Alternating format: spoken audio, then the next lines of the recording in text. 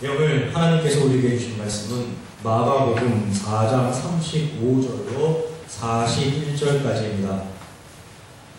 마가복음 4장 35절부터 41절까지입니다. 다 찾으셨으면 아멘 하시겠습니다. 네, 같이 합독하겠습니다. 그날 저물 때에 제자들에게 이르시되 우리가 저편으로 건너가자 하시니 그들이 무리를 떠나 예수를 배에 계신 그대로 모시고 가매 다른 배들도 함께 하더니 큰 광풍이 일어나며 물결이 배에 부딪혀 들어와 배에 가득하게 되었더라. 예수께서는 고물에서 베개를 메고 주무시더니 제자들이 깨우며 이르되 선생님이여 우리가 죽게 된 것을 돌보지 아니하시나이까 하니 예수께서 깨어 바람을 부짖으시며 바다로 이르시되 잠잠하라 고요하라 하시니 바람이 그치고 아주 잔잔하여지더라. 이에 제자들에게 이르시되 어찌하여 이렇게 무서워하느냐 너희가 어찌 믿음이 없느냐 하시니 그들이 심히 두려워하여 서로 말하되 그가 누구이기에 바람과 바다도 순종한가 하였더라. 네. 많은 사람들이 하나님을 믿으며 이 세상을 살아가고 있습니다. 우리는 그 사람들을 성도라고 부릅니다. 물론 여러분과 저도 분명히 성도입니다. 그런데 아주 재미있는 사실이 한 가지 있습니다. 그것은 성도들이 생각하는 하나님의 모습이 모두 다르다는 것입니다. 성도들의 마음속에 자리매김하고 있는 하나님의 성품이나 모습이 결코 동일하지 않다는 것입니다. 이게 모두 제각각입니다. 사람들이 성도가 되었다는 것은 유일하신 하나님의 동일한 은혜로 동일한 구원의 과정을 거쳐서 동일한 존재가 되었다는 의미인데 왜 성도 각자가 생각하는 하나님의 모습이 모두 다른 것일까요? 참으로 이상하고 궁금한 일이 아닐 수 없습니다. 어떤 이에게는 두려움과 공포의 하나님이시고 또 어떤 이에게는 징계와 심판의 하나님이 되시기도 합니다. 그리고 그와는 정반대로 사랑과 자비의 하나님으로 생각하는 이들도 있고 긍휼과 배려의 하나님으로 바라보는 이들도 있습니다. 또한 어떤 이들에게는 있으나 마나한 하나님, 즉 그저 그런 하나님인 경우도 아주 많이 있습니다. 이 사람에 따라서 그리고 성도에 따라서 하나님의 모습이 모두 제각각입니다. 참으로 신기한 현상입니다.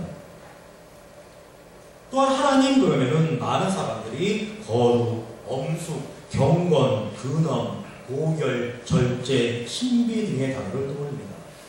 영광과 존귀가 너무나도 가득해서 감히 사람이 범접할 수 없는 존재로 인식을 하곤 합니다. 심지어는 하나님을 바라보면 직접 만나기라도 하면은 이제는 죽었다라고 생각하기도 했었습니다.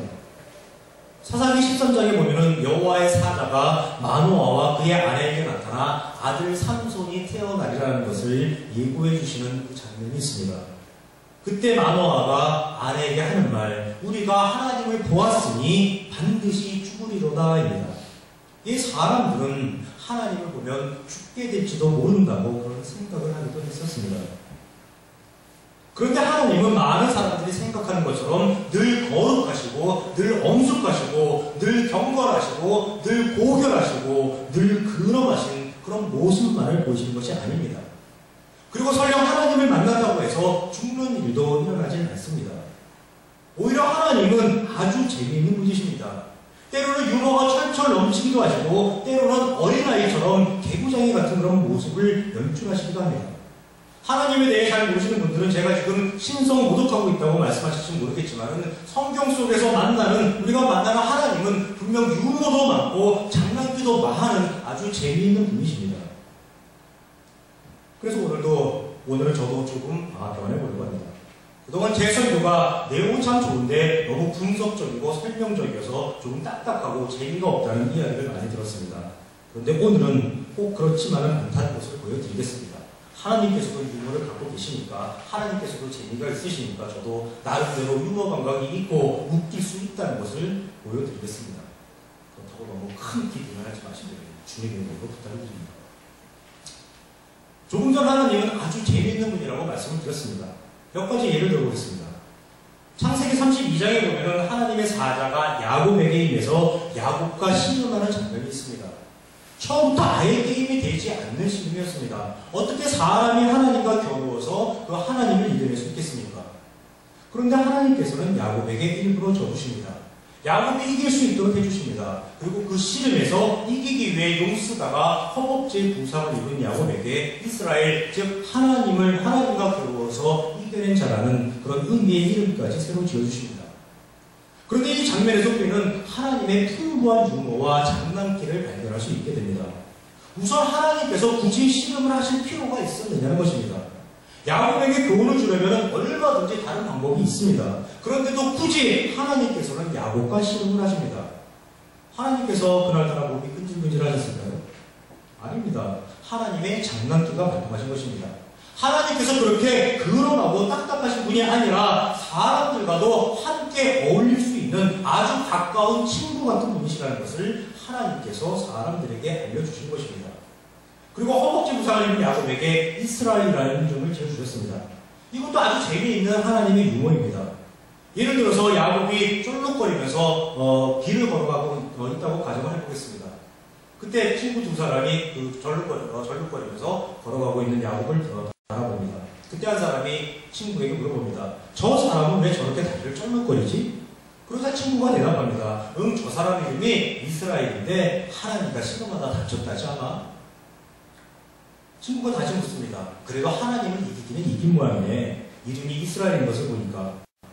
그러자 다른 친구가 대답합니다. 야, 하나님 이겨먹은 게 뭐 대수냐? 하나님 이겨먹은 것이 뭐 대단하냐? 그거 잘한 놈이 아니야. 나 같으면 아예 하나님과 겨루지 않고 하나님 말 잘 들어서 제대로 걷는 쪽을 택하겠다.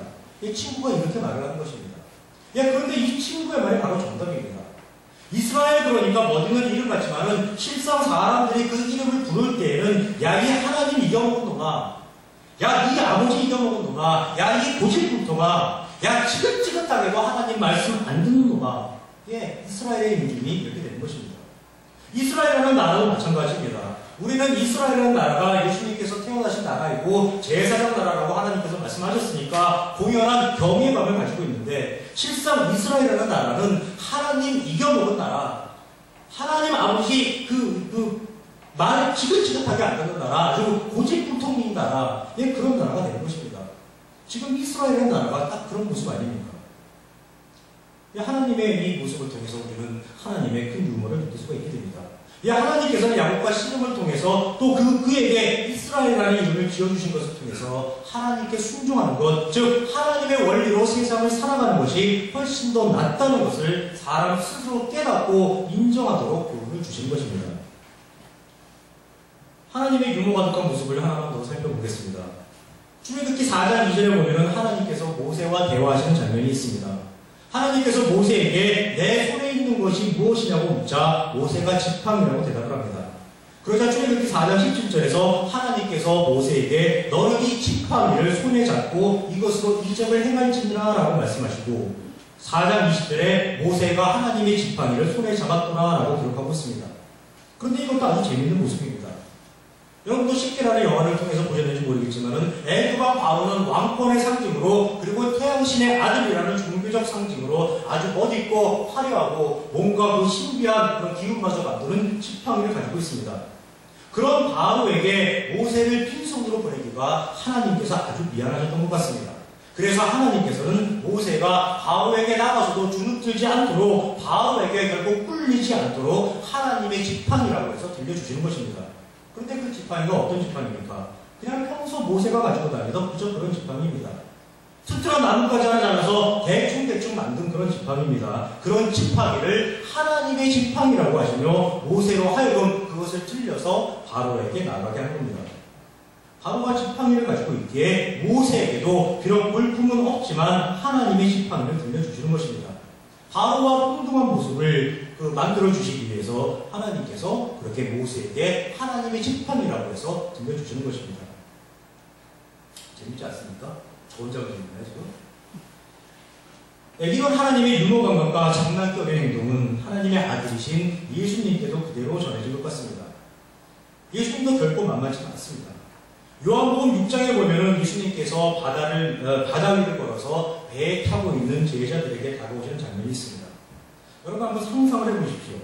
깜깜한 밤에 아주 새하얀 그런 소복을 입고 머리를 길게 풀어헤친 사람이 바다를 걸어서 마치 그 여고괴담에 나오는 그 귀신처럼 점점점 거리면서 검은 바다를 걸어옵니다. 그 장면을 보고 놀라지 않은 사람은 한 사람도 없습니다. 까무러치지 않은 것만도 그나마 다행입니다. 그렇게 사람을 놀라게 해놓고 사람 정신줄 내려놓게 해놓고 예수님께서 제자들에게 기껏 하신다는 말씀이 내니 두려워하지 말라입니다. 뭐 이 정도로 놀라는 것입니다. 예, 분명히 어떤 의도를 가지고 예수님께서는 이 일을 행하셨겠지만은 그래도 예수님의 장난이 너무 심하다는 생각을 저는 하지 않을 수가 없습니다. 예수님의 유머 감각을 엿볼 수 있는 사례가 또 있습니다. 마가복음 4장 16절에서 17절에 보면은 시몬에게는 베드로라는 이름을 더하시고 세베대의 아들 야고보와 요한에게는 보아너기라는 이름을 더하셨다고 기록하고 있습니다. 성경에는 이름이라고 표현하고 있지만은 실제로는 별명에 가깝습니다. 보통 베드로를 반석이라고 어떻게 표현하지만은 그 글자 그대로의 의미는 돌입니다. 혹은 짱돌입니다. 예수님께서 야 베드로야 하고 부르면은 야 돌아, 야 짱돌아 이렇게 된 것입니다. 야 베드로 어딨니? 그러면은 야 짱돌 어딨어? 예, 이렇게 되는 것입니다. 저는 이 베드로를 볼 때마다 노홍철이라는 개그맨을 떠올립니다. 토요일 저녁 MBC에서 방송하는 무한도전이라는 그런 프로그램에 나오는 친구입니다. 그 프로그램에서 그의 별명이 도라이입니다. 생각이 모자라고 행동이 어리석은 사람을 족되게 이르는 말인 그 또라이를 약간 변형한 별명, 그 별명 도라이가 노홍철의 별명입니다. 그런데 베드로가 딱 그렇습니다. 정말 노홍철과 닮아도 그렇게 닮아 있을 수가 없습니다. 아무 생각 없이 말하는 것이나 여기저기 돌아다니면서 좌충우돌하면서 문제를 일으키는 것이나 베드로와 노홍철은 과연 도라이라고 불려도 전혀 손색이 없습니다. 예수님께서 시몬의 별명을 베드로라고 즉 짱돌이라고 붙여주시고 부르실 만한 충분한 근거와 이유가 있었던 것입니다. 야고보와 요한도 또한 마찬가지입니다. 그들에게는 우레의 아들이라는 뜻의 보아너게라는 이름을 붙여주셨습니다. 아마 목소리가 굉장히 우렁찼거나 아니면 굉장히 허풍 떨기, 즉 뻥치기를 좋아하지 않았나 하는 생각이 들게 됩니다. 자신들이 메시아의 제자가 되었다고 그래서 조만간 자신들의 출세길이 크게 열릴 것이라고 얼마나 집에서 뻥을 쳐댔으면은 마태복음 20장에서 그들의 어머니가 예수님께 나와서 자기의 아들들을 주의 나라에서 하나는 주의 우편에 하나는 주의 좌편에 앉게 해달라고 부탁을 할 정도였겠습니다. 이 야고보와 요한은 하나님께서 지어주신 예수님께서 지어주신 그 별명 그대로 틀림없이 뻥쟁이였을 것입니다. 시몬과 야고보 그리고 요한에게 별명을 붙여주시는 예수님의 모습 통해서 우리는 예수님의 뛰어난 유머 감각을 발견하게 되는 것이고 또한 예수님이 그렇게 대하기가 어려운 분이 아니라 아주 쉽게 다가갈 수 있는 정말로 친근한 친구 같은 분이시라는 것을 우리는 느끼게 되는 것입니다. 그런데 오늘 우리가 함께 합독한 본문에서도 예수님의 재미있는 행동을 발견하게 됩니다. 어둑어둑 계신 무렵 우리가 저편으로 건너가자라고 말씀하시면서 제자들로 하여금 예수님이 배를 띄우게 하십니다. 그런데 배가 바다 한가운데쯤에 이르렀을 때 갑자기 광풍이 불고 배에 파도물이 들이닥치면서 배가 침몰할 위기에 처하게 됩니다. 그런데도 예수님께서는 전혀 미동도 하지 않으시고 베개를 뺀 채 아주 천연덕스럽게 잠을 주무시고 계십니다. 아마도 예수님의 장난기가 발동된 것 같습니다. 그런데 예수님께서는 왜 이러시는 것일까요? 그리고 과연 이 사건이 의미하는 것은 무엇일까요?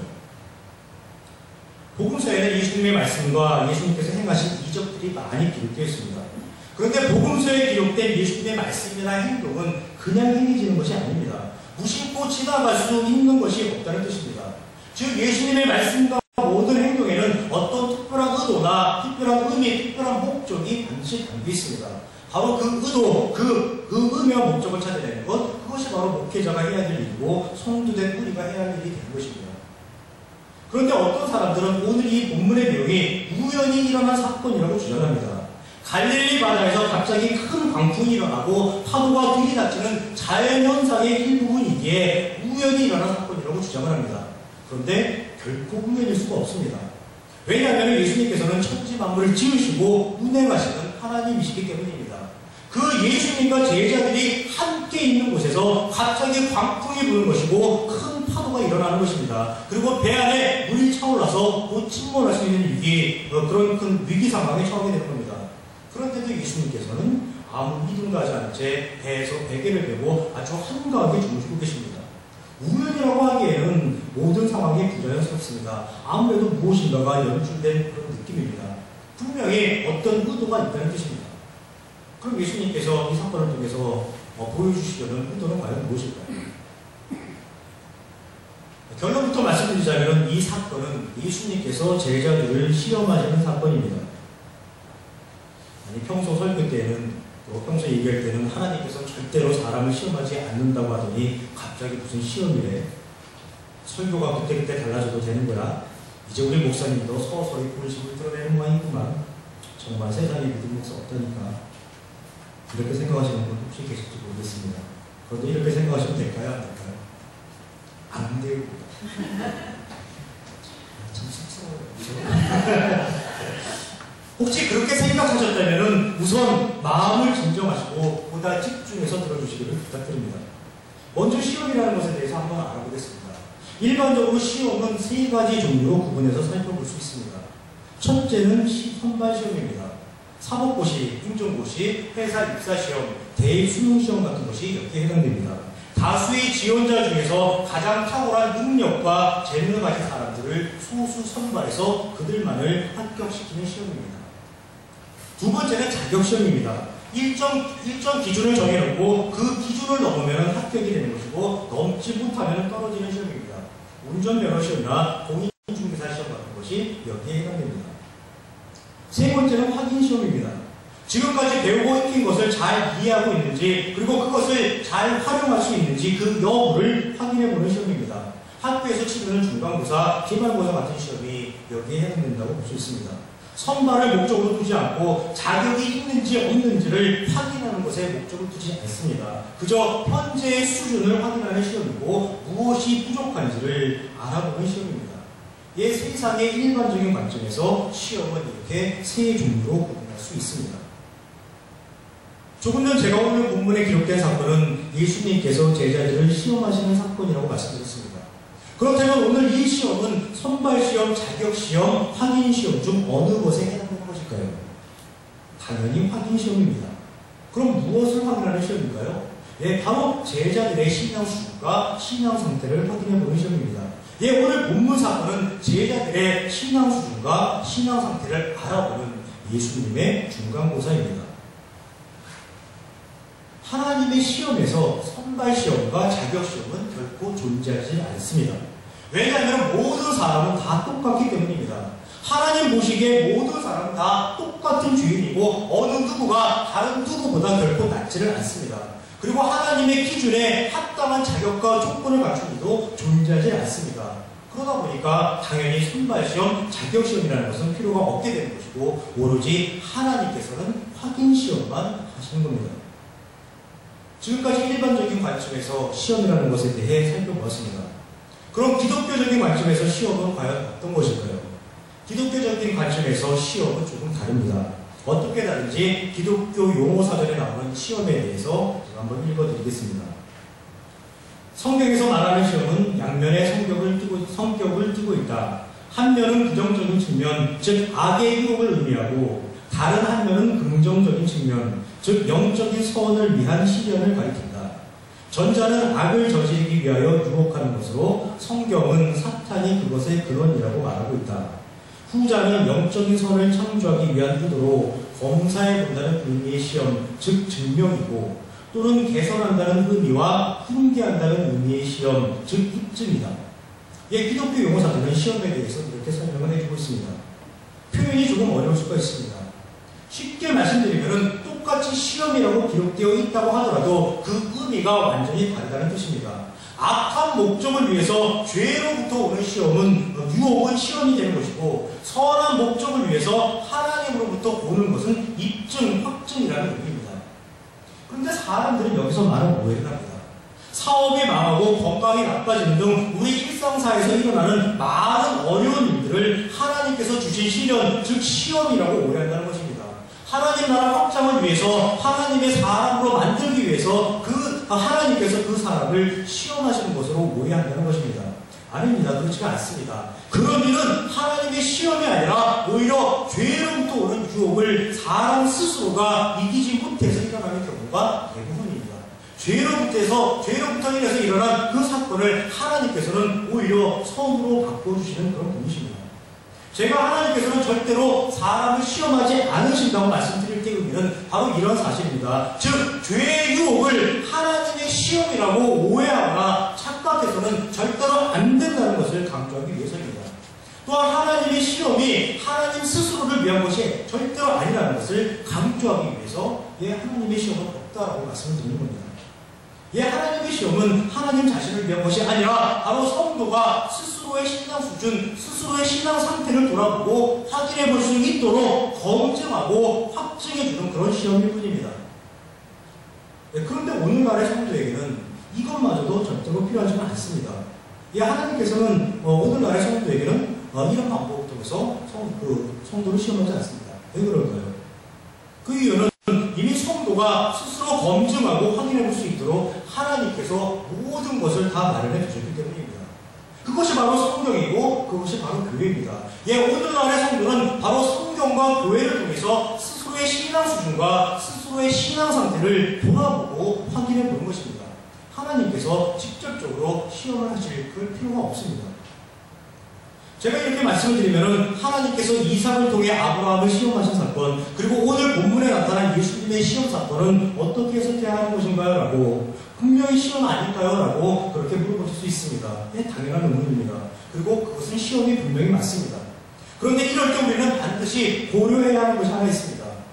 그것은 우리는 성도인데 아브라함과 제자들은 죄인이라는 것입니다. 우리는 하나님의 말씀이 기록되어 있는 성경을 가지고 있는데 그들에게는 그것이 아직 존재하지 않는다는 것입니다. 당연히 하나님께서, 예수님께서 직접 전면에 등장하셔서 그들의 신앙 상태와 신앙 수준을 돌아볼 수 있도록 하나님이 사건을 만들어 가신 것입니다. 우리는 그러한 사건을 계시적 사건이라고 부릅니다.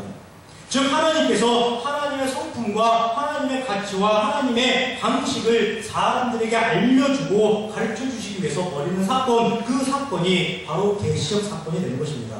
이 계시적 사건을 통해서 하나님께서는 아브라함과 제자들을 시험하면서 직접 가르치시는 것이고, 우리는 그 계시적 사건이 기록된 성경을 통해서 하나님을 배우고 하나님을 알아가는 것이고, 스스로의 신앙 상태와 스스로의 신앙 수준을 점검해 보는 것입니다.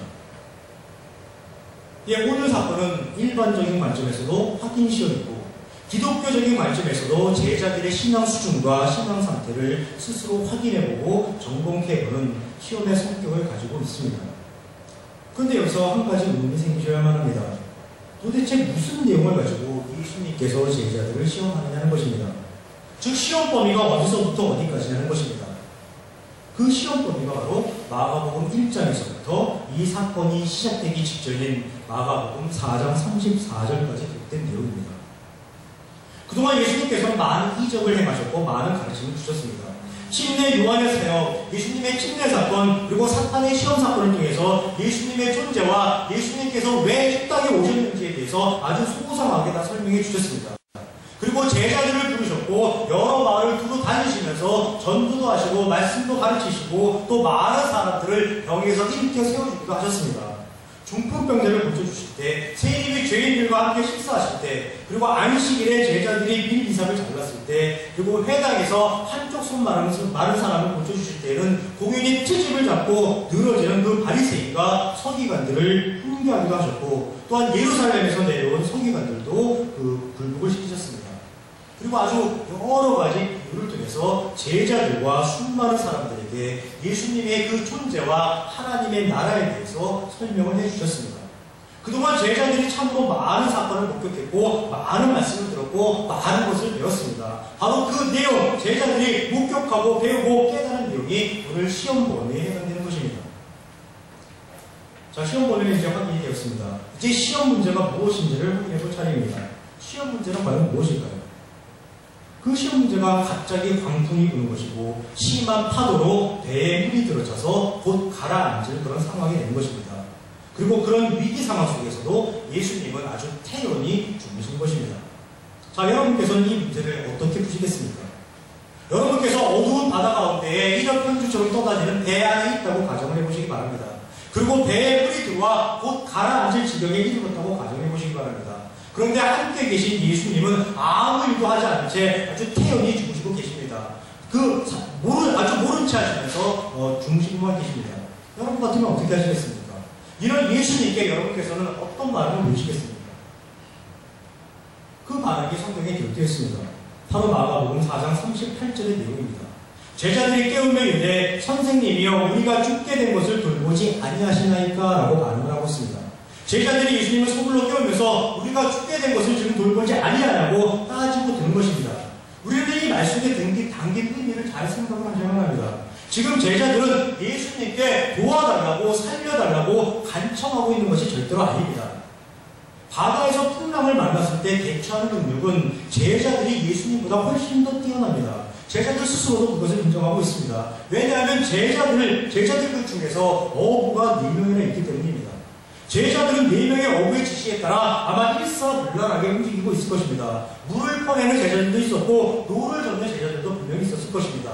모두가 이 난관을 극복해내기 위해서 아주 한마음 한뜻으로 모든 노력을 기울이고 있을 것입니다.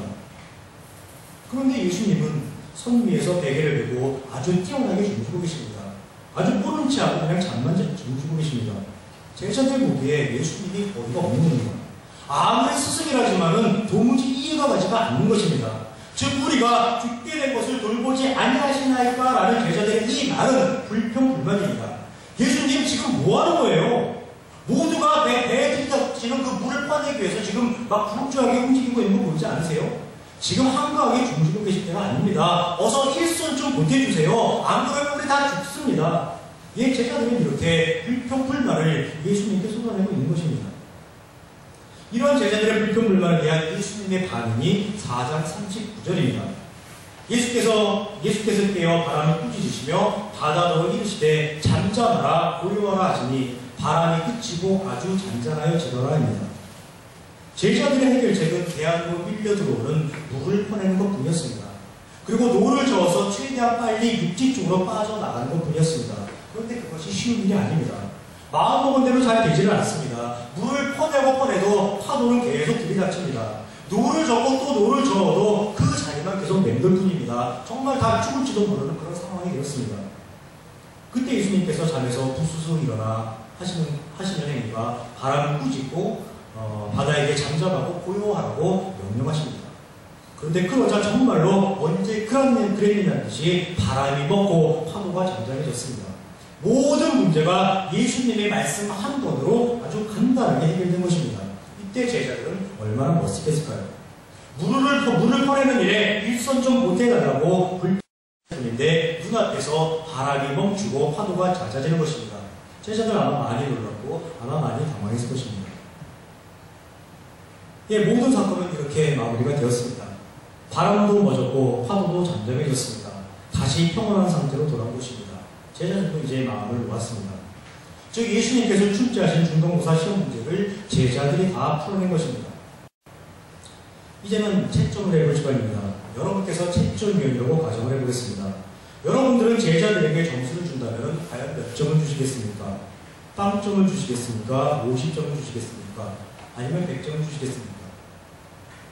요즘 선거를 앞두고 여론조사가 한참 중인데 일단 한번 여론조사를 해보겠습니다. 빵점 주시면 한번 해보십시오. 한 번 더 어때요? 50점 주실 분 한번 손 들어주세요. 그럼 100점 주실 분 한번 들어주세요. 한 분 계십니다. 나머지 분들은 25점? 얘 점수는 100점입니다. 얘 제자들의 점수는 100점입니다. 다들 의아하게 생각하실지 모르겠습니다. 아무리 상황이 급박했다 치더라도 주무시는 예수님을 소리질러 깨우고 게다가 일손을 보태라고 불평불만을 토로한 제자들에게 점수를 100점이나 주다니 지금 너무 과한 점수를 주는 거 아닙니까? 라고 그렇게 생각하실 수 있습니다. 여러분께서 그렇게 생각을 하셔도 제자들의 점수는 분명히 100점입니다. 여러분께서 뭐라고 하셔도 점수는 바뀌지 않습니다. 우선 이 문제를 내신 분이 누구신지를 잘 생각을 하셔야 합니다. 이 문제는 예수님께서 내셨습니다. 즉 예수님께서 출제위원이십니다. 그런데 예수님께서는 이 문제를 출제하실 때 제자들이 어떻게 반응하리라고 기대하셨을까요? 우리 배는 하나님이 함께 타시고 계시잖아. 아무 염려하지 마라. 결코 죽을 일 없을 거야. 제자들이 이렇게 스스로 위로하고 스스로 안위하려고 기대를 하셨을까요? 아니면 예수님, 당신은 하나님이시잖아요. 어떻게든 우리 좀 살려보세요. 이러면서 간청하며 내달릴 것이라고 예수님께서 기대를 하셨을까요? 예수님께서는 제자들이 그런 반응을 보이려고 결코 기대하지 않으셨습니다. 예수님은 하나님이십니다.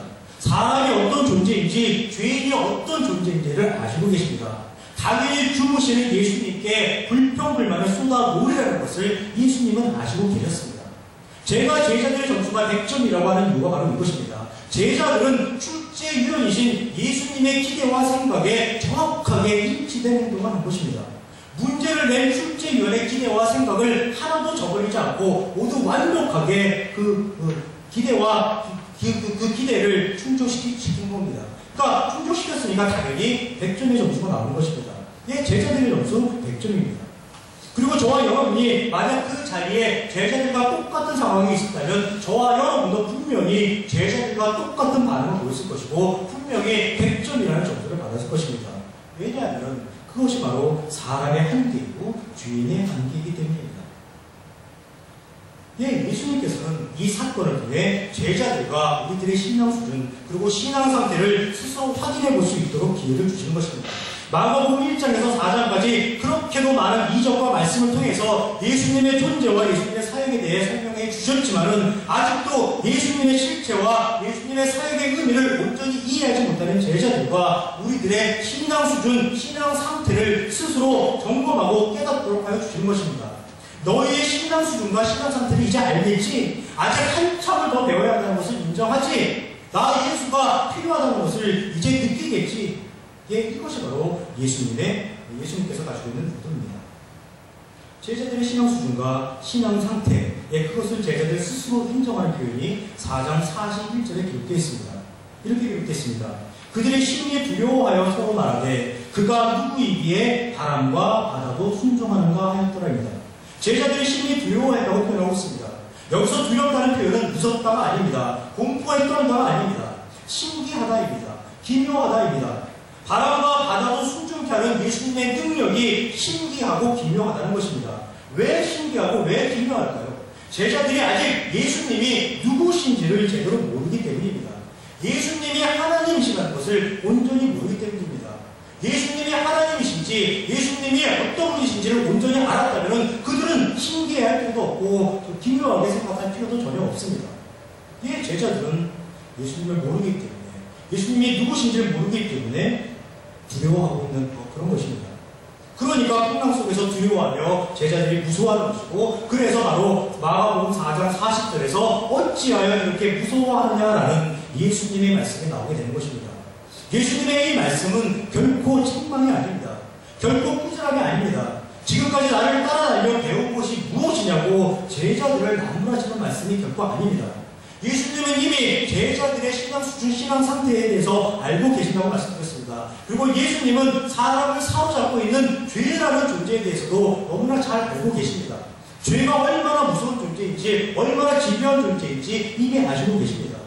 그 죄로 인해서 두려워하고 무서워하는 제자들에 대한 예수님의 안타까운 심정, 그것이 바로 어찌하여 이렇게 무서워하느냐입니다. 1장에서 4장까지 예수님 자신이 어떤 존재인지 그리고 하나님의 나라가 어떤 것인지 그렇게 열심히 가르쳐 주었음에도 불구하고 여전히 죄에 사로잡혀서 두려움에 떨고 있는 제자들을 불쌍히 여기시고 긍휼히 여기시는 마음, 그것이 바로 어찌하여 이렇게 무서워하느냐. 예, 어찌하여 이렇게 무서워하느냐. 그럼 예수님의 마음입니다. 이 제자들은 무서워하고 있습니다. 그럼 예수님은 이제 어떻게 하셔야 할까요? 두려움에 떨고 있는 제자들을 어떻게 하셔야 할까요? 당연히 제자들로부터 두려움과 공포를 제거해 주셔야만 합니다. 그래서 하시는 말씀이 4장 40절 너희가 어찌 믿음이 없느냐입니다. 이 말씀도 제자들에게 왜 나를 믿지 못하냐고 책망하시는 말씀이 아닙니다. 너희의 신앙 수준과 신앙 상태가 고작 이 정도밖에 안 되냐고 제자들을 나무라시는 말씀이 아닙니다. 너희가 어찌 믿음이 없느냐라고 말씀을 하셨습니다. 그런데 믿음은 스스로 생기는 것이 절대로 아닙니다. 내가 결심하고 내가 결단한다고 어떤 믿음이 하루아침에 나에게 생겨나는 것이 절대로 아닙니다. 믿음은 주어지는 것입니다. 믿게 해 주어야 믿음이 생기는 것입니다. 그 믿음 누가 주셔야 하는 것입니까? 이게 바로 예수님께서 주셔야만 하는 겁니다. 예수님께서 제자들을 부르셨으니까 제자들이 예수님을 믿을 수 있도록 예수님께서 해 주셔야 하는 것입니다. 따라서 너희가 어찌 믿음이 없느냐라는 이 말씀은 책망이 아니라 꾸짖음이 아니라 나 예수가 너희에게 믿음을 주겠다. 예, 이렇게 되는 것입니다. 너희들이 믿음이 더욱 견고해지도록 나 예수가 만들어 주겠다는 예수님의 다짐이고 예수님 스스로를 향한 사명 선포가 되는 것입니다. 1장부터 4장까지 보여준 내용으로 부족했다면 더 많은 이적을 보여주고 더 많은 그 말씀과 실습을 통해서 또 예수님이 정말로 그 하나님이시라는 것을 확증해 주겠다는 것입니다. 반복 학습을 통해서 그리고 더 많은 교육 프로그램을 통해서 예수님의 존재와 사역의 의미를 반드시 깨우쳐 주시겠다는 그 예수님의 말씀이 바로 너희가 어찌 믿음이 없느냐에 담겨있는 그 뜻이 되는 겁니다. 그래서 우리는 한 가지 이상을 쉽게 할 수 있게 됩니다. 다음 주부터 살펴볼 5장 이후에는 어떤 내용이 기록되어 있을지를 충분히 예상할 수 있게 되는 것입니다. 지금까지 행하셨던 예수님의 사역, 다시 말해 귀신을 내쫓고 병자를 고치시고 말씀을 가르치시는 내용이 다시 반복해서 나올 것이라는 것을 충분히 예상하게 됩니다. 그리고 더 큰 이적, 즉 죽은 자로 살리시고 5,000명을 먹이시는 지금까지 행하지 않으셨던 더 큰 이적, 사람이 상상도 할 수 없는 더 큰 이적을 예수님께서 일으키실 거라는 것을 예상할 수 있게 되는 겁니다. 예, 너희가 어찌 믿음이 없느냐라는 말씀은 예수님께서 더 많이 분발하셔서 제자들이 예수님을 온전히 신뢰할 수 있는 수준으로 만들어 가시겠다는 예수님 스스로의 약속이고 다짐이고 결단인 것입니다. 그리고 오늘 시험 사건을 통해서 제자들과 우리들에게 알려주시고자 하는 내용이 두 가지가 더 있습니다. 그중 하나가 바람이 먹고 파도가 잠잠해지도록 하시면서 예수님 자신이 자연도 통치하시고 자연도 지배하시고 자연도 다스리시는 능력과 권세가 있다는 것을 보여주는 것입니다. 제자들은 명자도 고치시고 당시 권세자의 서기관들을 굴복시키시는 그 예수님의 모습을 바라보았습니다. 그러나 그 제자들에게 자연현상마저도 통치하시는 그런 존재라는 것을 보여주는 것입니다. 예수님께서는 천지를 지으시고 천지를 운행하시는 하나님이시라는 사실을 제자들과 우리들로 하여금 깨닫도록 하여 주신 겁니다. 그리고 다른 하나는 예수님의 문제 해결 방식을 사람들에게 알려주는 겁니다. 즉 예수님은 어떤 특정한 수단과 방법을 통해서 문제를 해결해 주시는 분이 아니라 문제의 근본적인 원인을 해결해 주시는 분이시라는 것을 보여주신 것입니다. 제자들은 배안으로 들이닥치는 물을 열심히 퍼냅니다. 그리고 육지적으로 부지런히 물을 저어갑니다. 그런다고 이 사태에서 벗어날 수 있는 것이 아닙니다. 이 사태를 해결할 수 있는 것이 아닙니다. 그런다고 살아날 수 있는 것이 아닙니다. 아무리 열심을 내도 바람이 그치고 파도가 멎지 않으면 정말 죽을지도 모르는 일이 생기는 것입니다. 그런데 예수님께서는 말씀을 통해서 바람을 멎게 하고 파도를 잠잠케 하셨습니다. 제자들이 직면해 있는 문제의 근본 원인을 찾아서 아예 그 원인을 제거해 주시는 것입니다. 이것이 하나님의 방식이고 이것이 기독교의 방식입니다. 기독교는 어떻게 살아가야 하는지, 어떻게 하면 우리가 살아갈 수 있는지 그 수단과 방법을 알려주고 제시해주는 정도가 절대로 아닙니다. 문제의 근본 원인을 찾아서 그 문제를 깔끔히 해결해주고 그 문제가 근본적으로 해결되었으니까 이제는 걱정하지 말라고 그 결과를 선언해준 정도, 그것이 바로 기독교입니다. 기독교는 모든 문제의 원인이 죄라는 것을 선포하는 것이고 그 죄가 예수님의 죽음과 부활로서 모두 해결되었다는 것을 그 결과를 선포해주는 종교입니다. 그리고 우리는 그 죄에서 해방되어서 새로운 피조물, 즉 하나님의 자녀, 하나님의 성도가 되었다는 것을 선포하는 종교입니다. 이제는 하나님을 기준 삼아 하나님의 심정과 마음으로 기쁘고 즐겁고 행복하게 살아갈 수 있는 그런 존재가 되었다는 것을 선포해주는 종교입니다. 이렇게 저렇게 해서 구원을 받자, 이렇게 저렇게 해서 은혜를 받자, 이렇게 저렇게 해서 복을 받자, 그렇게 선동하는 종교가 아니라는 것입니다. 모든 문제를 깨끗이 해결하고 해결될 결과를 선포해주는 방식, 예, 이것이 바로 하나님의 방식이고 기독교의 방식입니다. 그래서 기독교를 은혜의 종교라고 하는 것이고 기독교가 전하는 소식을 복음, 즉 기쁜 소식이라고 우리가 말하는 것입니다. 저는 이런 기독교가 너무너무 좋습니다. 이렇게 큰 은혜를 베풀어 주신 하나님이 너무너무 좋고 정말로 자랑스럽습니다. 하나님 안에서 기쁨과 즐거움과 평안과 안식과 행복을 아주 풍성하게 누리며 살아가고 있습니다. 그런데 정말로 안타깝게도 모든 성도들이 다 그런 것 같지는 않습니다. 저처럼 행복하게 살아가는 성도도 물론 많이 있겠지만 두려움과 불안 가운데 신앙생활을 하는 성도도 많이 있습니다. 하나님을 무서운 분으로 인식하는 성도도 정말로 많이 있습니다.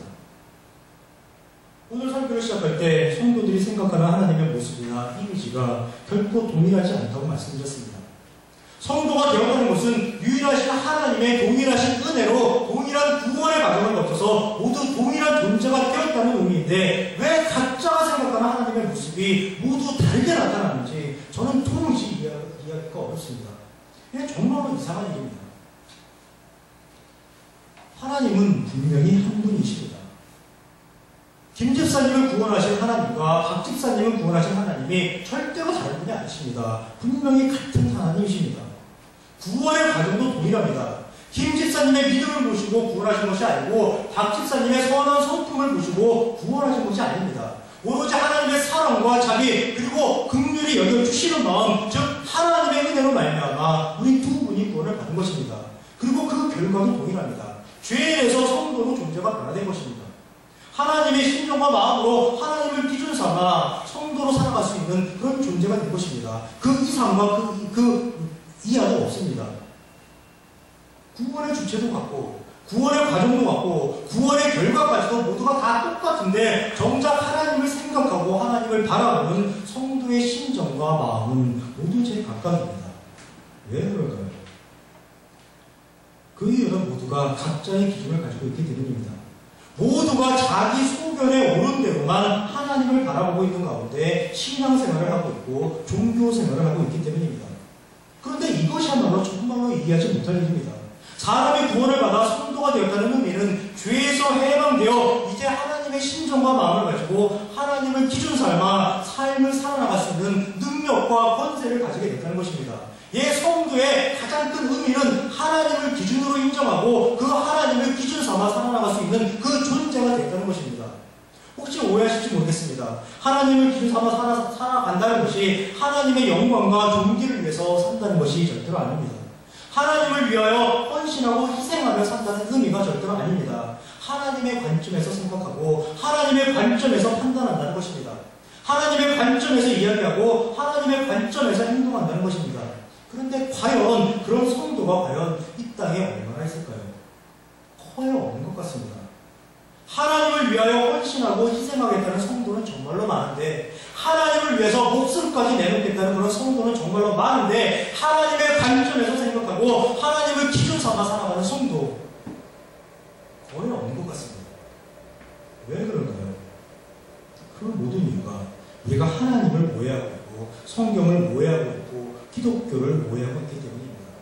그 오해로 인해서 우리가 하나님으로 인해 자유롭지 못하고 하나님으로 인해 기쁘지 못하고 하나님으로 인해 행복하지 않은 것입니다.